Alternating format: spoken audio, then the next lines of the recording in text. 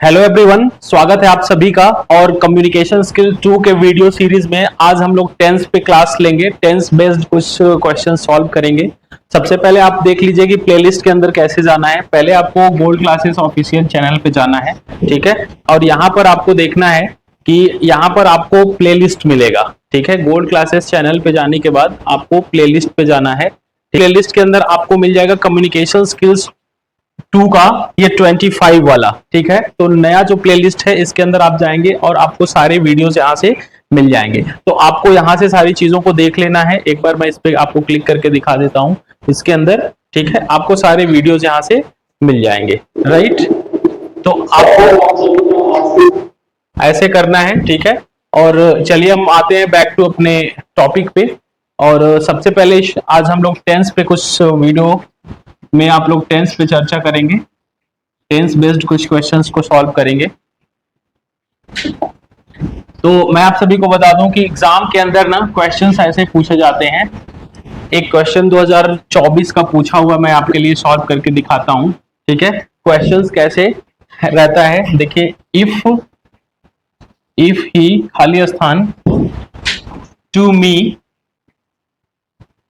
I will help him. और यहां पर आपको ब्रैकेट के अंदर जो है वर्ब दिया रहेगा, यहां पे कम लिखा रहेगा, ठीक है। जैसे कि जैसा क्वेश्चन होगा उसके हिसाब से वर्ब। तो सबसे पहले इसको सॉल्व करने से पहले ये ध्यान दीजिएगा कि आपको जो है वर्ब के कितने फॉर्म होते हैं ये देखना है। जैसे वर्ब के फॉर्म 1 2 3 4 5, वर्ब के 5 रूप होते हैं। तो कम का हम पहले पांचों रूप देखेंगे। देखिए इसका जो फर्स्ट फॉर्म होता है वो होता है कम। सेकेंड फॉर्म में स्पेलिंग इसकी चेंज होगी, केम हो जाएगा। थर्ड फॉर्म अगेन इसका कम ही होता है। आईएनजी फॉर्म को हम चौथी फॉर्म बोलते हैं, तो यहाँ पे कमिंग हो जाएगा, ठीक है। और पांचवा फॉर्म इसका कम्स बनेगा, ठीक है। तो अभी हमको ये चेक करना है कि इस खाली स्थान में वर्ब का कौन सा फॉर्म भरा जाए, ठीक है। तो सबसे पहले देखिए यहाँ पर ये जो इफ कंडीशनल सेंटेंस यूज किया गया है। अगर इफ कंडीशनल किसी भी सेंटेंस में यूज हुआ है तो ये देखिए कंडीशनल सेंटेंस 4 तरह के होते हैं। एक होता है zero conditional, first conditional, second conditional और थर्ड कंडीशनल। टोटल 4 होते हैं। तो ये है, इसे हम सेकंड कंडीशनल कहते हैं, ये जीरो कंडीशनल नहीं है, ठीक है। तो यहाँ पे देखिए ही के साथ हमें पहला जो क्लॉज है इसको हमको प्रेजेंट इंडेफिनिट टेंस में रखना पड़ेगा। तो प्रेजेंट इंडेफिनिट टेंस में आपको पता होगा कि वर्ब में एस या यस लगता है। हमारा जो प्रेजेंट इंडेफिनिट का फॉर्मूला होता है वो सब्जेक्ट के साथ वर्ब में फर्स्ट फॉर्म या एस या ईएस फॉर्म लगा करके बनाते हैं, ठीक है। तो ये फॉर्मूला आपको बना करके यहाँ पे यूज करना है। तो यहाँ पे सबसे पहले मैं आप लोगों के लिए आंसर लिख दूं, ठीक है। आंसर यहाँ पे क्या आ जाएगा? आंसर हमारा आ जाएगा कम का एस या ईएस वाला फॉर्म, कम्स हो जाएगा, ठीक है। तो ये आपका राइट आंसर है। इस तरह से आपको जो है प्रश्नों को हल करना है। चलिए ठीक है, अब अगला क्वेश्चन एक देखते हैं। क्वेश्चन हमारा जो 2 है, क्वेश्चन 2 देखते हैं। ये भी पूछा हुआ क्वेश्चन है। ही पूछा हुआ क्वेश्चन जो क्लास में आप लोग डिस्कस करेंगे। यहाँ पे खाली स्थान रहेगा हार्ड शो दैट। क्वेश्चन है ही मे स्टैंड फर्स्ट। ही में इसी का पार्ट है, ही में स्टैंड फर्स्ट। चलिए यहां पे वर्क दिया गया है, वर्क, ठीक है। तो वर्क एक ऐसा वर्ब है जिसका 5 फॉर्म होगा, जिसमें से कौन सा भरना है ये आपको डिसाइड करना है। सबसे पहले देखते हैं इसमें वर्क का हम 5 फॉर्म लिख लेंगे, ठीक है ना। तो आप लोग सबसे पहले इसका 5 फॉर्म देख लीजिए। इसका पहला फॉर्म जो होता है वर्क ही रहेगा। सेकेंड फॉर्म इसका वर्कड होगा। तीसरा फॉर्म इसका अगेन वर्कड होगा। और चौथा फॉर्म इसका जो होगा वर्किंग होगा। और पांचवा फॉर्म इसका वर्क्स होगा। तो यहां पे हमें डिसाइड करना है कि वर्ब का कौन सा फॉर्म भरना है, ठीक है। तो देखिए ये जो सेंटेंस है ना जिसमें शो डैट लगा है, ये भी देखिए इसमें शो डैट का प्रयोग किया गया है। तो इसका अर्थ होगा कि वह इतना कठिन परिश्रम करता है कि वह प्रथम स्थान पा सके। ठीक है, तो यहाँ पे भी आपको वर्ब का 5वां फॉर्म भरना है। तो यहाँ पे आप लोगों को वर्क्स लिख देना है, राइट। ठीक है, देखिए यहाँ पे आपको लिखना है he works so hard so that he may stand first। तो ये टेंस बेस्ड आपने 2 प्रश्नों को हल किया। अगला क्वेश्चन देखते हैं। अगले 3 प्रश्नों को मैंने आपके लिए लाया है। देखिए अगला 3 प्रश्न है, ये पूरा का पूरा प्रश्न 2024 में यूपी बीटीई में पूछा हुआ है। ठीक है, तो इसको हम लोग सॉल्व करेंगे यूपी बीटीई में। ऐसे ही आपको प्रश्नों को हल करना सीखना है। जैसे ही आपको क्वेश्चंस मिलेंगे, एक शब्द भरना है और आपको आंसर सही देना है। ठीक है, देखिए अगला प्रश्न है वी ईच अदर सिंस 1998, और यहाँ पे वर्ब जो दी गई है, ध्यान रखिएगा हमारे पास जो वर्ब है ये नो है। ठीक है, तो अब यहाँ पर नो के जितने 5 फॉर्म हैं, first form, second form, third, कौन सा इसमें उपयुक्त है वो देखना पड़ेगा। देखिए इस वाक्य के अंदर सिंस दिया गया है। सिंस मैं आप सभी को बता दूं, सिंस कभी भी प्रेजेंट परफेक्ट कंटिन्यूअस टेंस में, पास्ट परफेक्ट कंटिन्यूअस टेंस और फ्यूचर परफेक्ट कंटिन्यूअस टेंस में ये टाइम इंडिकेटर के रूप में यूज होता है। तो इससे ये कंफर्म हो गया कि ये सेंटेंस किसमें है, प्रेजेंट परफेक्ट कंटिन्यूअस टेंस के अंदर। ठीक है, तो यहाँ पे हम क्या करेंगे, प्रेजेंट परफेक्ट कंटिन्यूअस टेंस का जो हेल्पिंग वर्ब होता है वो होता है हैव और हैज। तो यहाँ पे वी के साथ हैव लगेगा, वी हैव बीन। इसके साथ साथ आपको नो में भी आईएनजी लगा देना है। ठीक है, आपको नो का भी यहां पे आईएनजी फॉर्म। ठीक है, वी हैव बीन नोइंग, ये इतना पार्ट आपको भरना पड़ेगा, तब जाके आपका आंसर सही होगा। चलिए आगे बढ़ते हैं। दूसरा क्वेश्चन हमारा जो है उसको देखते हैं।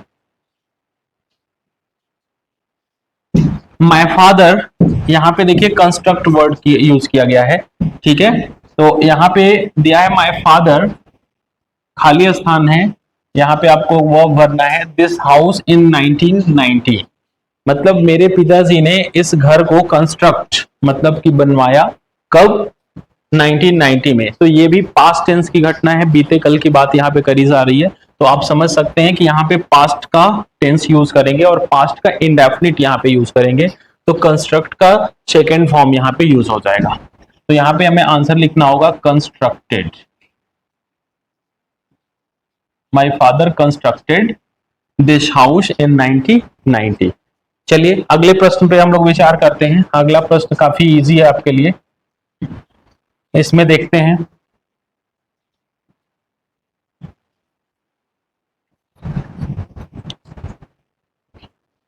चलिए अगला प्रश्न है आई, खाली स्थान है, दिस न्यूज जस्ट नाउ, मैंने ये खबर अभी अभी सुनी। तो देखो 1 सेकंड पहले भी अगर कोई एक्शन कंप्लीट हो जाता है तो उसे हम पास्ट टेंस में ही लेते हैं, पास्ट का इंडेफिनिट टेंस। तो यहाँ पे देखिए हियर एक ऐसा वर्ब है जिसके 5 रूप होंगे। तो इसका V1 जो है हियर जैसे है वैसे रहेगा, इसका V2 जो होगा हर्ड हो जाएगा, इसका वर्ब का थर्ड फॉर्म भी हर्ड होगा, इसका चौथा फॉर्म क्या होगा, हियरिंग होगा, राइट।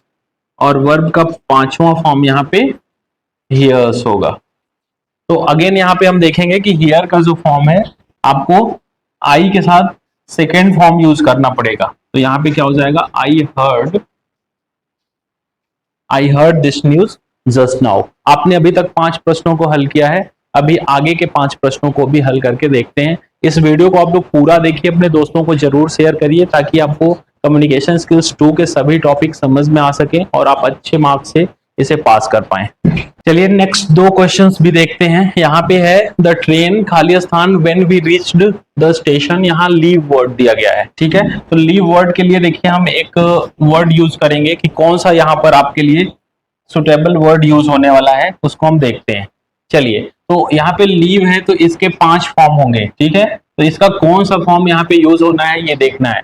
देखिए ऐसे सेंटेंस जहां पे देखिए व्हेन लगा करके, देखिए दूसरा पार्ट अगर सब्जेक्ट के साथ V2 आया है यानी कि पास्ट इंडेफिनिट टेंस है, अगर दूसरा टुकड़ा अगर वाक्य का एक क्लॉज पास्ट इंडेफिनिट टेंस में है तो इसका जो फर्स्ट क्लॉज है ये पास्ट के परफेक्ट टेंस में जाता है। ये पास्ट परफेक्ट टेंस का ड्यूअल एक्शन बेस्ड सेंटेंस है। तो क्या हो जाएगा, द ट्रेन हैड लेफ्ट, यहाँ पे हैड लगता है, the train had left when we reached the station. आपने सही फॉर्म भरा है, यहाँ पे हैड और लेफ्ट लाएंगे तब जाके ये आंसर सही माना जाएगा।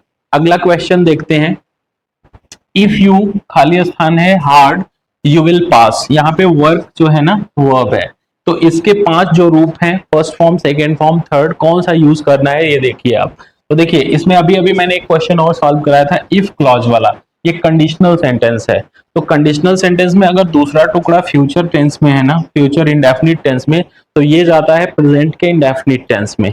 तो प्रेजेंट इंडेफिनिट टेंस हमेशा वर्ब के अंदर एस या ईएस लेके आता है, या तो वर्ब का पहला फॉर्म लेके आता है ना, वाक्य अगर पॉजिटिव है तो यहाँ पे क्या करेंगे, if you work hard, you के साथ हमेशा वर्ब की फर्स्ट फॉर्म लगती है, if you work hard, work में एस नहीं लगाएंगे, अगर यहाँ पे ही होता तो वर्क हार्ड होता, यहाँ पे ही नहीं है, यहाँ पे जैसा वर्ब रहेगा उसी के अकॉर्डिंग है ना, सब्जेक्ट के अकॉर्डिंग यहाँ पे वर्ब रखना पड़ेगा। तो बात समझ में आ रही है, यहाँ पे वर्क अगर आप भर देते हैं तो ये आपका आंसर करेक्ट होगा।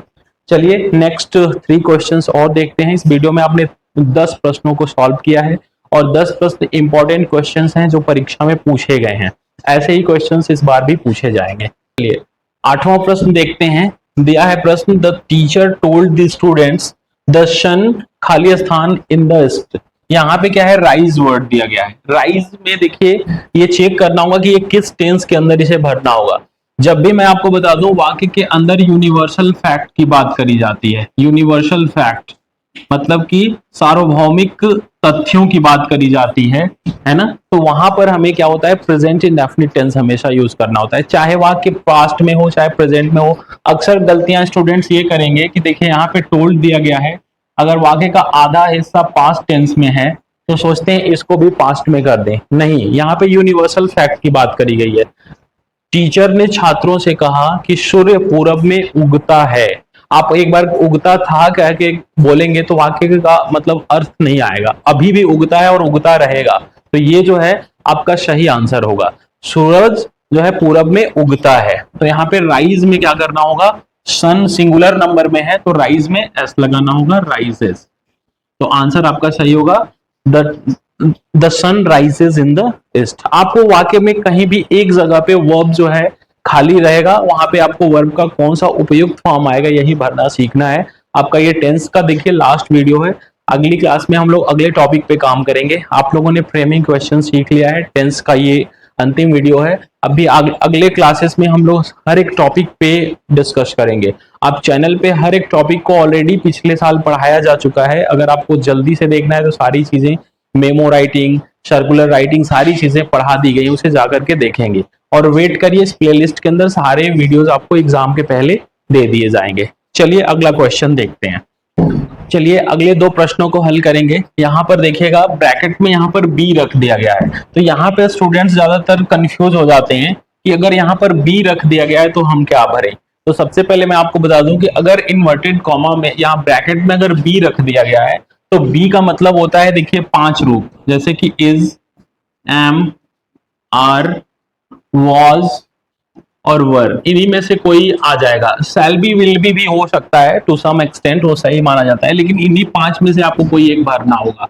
जब भी बी दे दिया गया है तो बी दे दिया गया है तो कंफ्यूज नहीं होना है, ठीक है।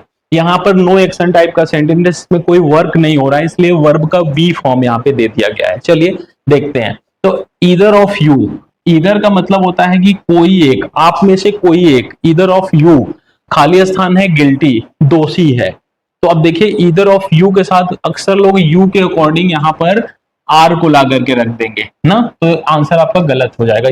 यू की बात यहाँ पे नहीं करी गई है, ईदर ऑफ मतलब 2 लोगों में से किसी एक की बात करी गई है, तो ईदर के साथ हमें क्या लगाना पड़ेगा, इज, ठीक है ना। यहाँ पे इज सही होगा। अगर आप इस वाक्य को पास्ट टेंस में ले जाते हैं तो वॉज भी सही है, ठीक है। तो आप लोग हमेशा प्रेजेंट में पॉजिटिव सोच करके चलेंगे, तो इज लगना यहाँ पे ज्यादा सही होगा। वॉज भी आप लिख के आते हैं तो गलत नहीं माना जाएगा, क्योंकि कॉपी हम ही लोग चेक करते हैं पिछले 15 सालों से, मुझे आप लोगों की कॉपी चेक करने का अनुभव है और आपको सारी चीजें जो बताई जाती हैं मैं अपने अनुभव से आपको शेयर करता हूँ। ऐसे ही क्वेश्चंस बनते हैं और आप लोगों को प्रश्न हल करना आना चाहिए।